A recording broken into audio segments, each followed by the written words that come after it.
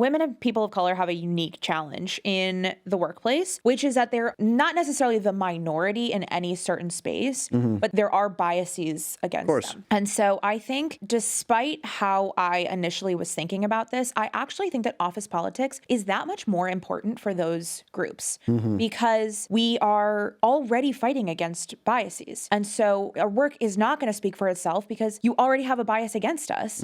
And so in order to kind of account for that, you need to use office politics to your advantage. You know, women specifically, their traits, when they are adopting traits that are more masculine or a little bit more forward, are typically punished for that. They're viewed as pushy, they're viewed as bitches. And so that's been proven, right? But can you use your stereotypes to your advantage? I think so. So building really strong relationships between your team, other team members. I think that using the stereotype that, oh, they're quieter, they're more consensus focused, like, okay, then build consensus. And I think like using those traits to help propel you forward. I also think, unfortunately, that office politics is one of those things we just have to be constantly thinking about. And so if you can anticipate pushback ahead of time because you know you're probably going to receive it because you're, you know, the only woman in the room or whatever, anticipate, I think this person's going to be upset about this thing that I've said. How am I going to respond to that? Already anticipating that, knowing that, feeling super prepared. And then there's a chance that you can kind of negate some of those biases. But again, I think it's like, it depends on every single, it's a different thing in any different environment.